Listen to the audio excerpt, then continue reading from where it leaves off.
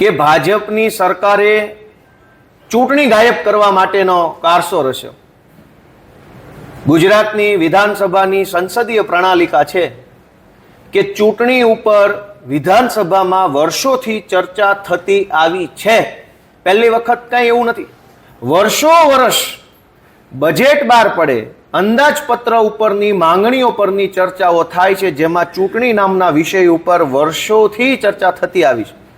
પરંતુ આ વખતે ભાજપના લોકોએ ચૂંટણી પર ચર્ચા ન થવા દેવા માટે થઈ અનેક પ્રકારના જે કાંઈ કાવા દાવાઓ કરવા પડે, જે કાંઈ પ્રોસેસ કરવી પડે એ કરીને આજે વિધાનસભામાં ચૂંટણીની ચર્ચા ન થાય એવું કામ કર્યું। સવારે મેં પોઈન્ટ ઓફ ઓર્ડરના માધ્યમથી સભાગૃહનું ધ્યાન આકર્ષિત કર્યું કે ચૂંટણીની ચર્ચા કેમ નહીં।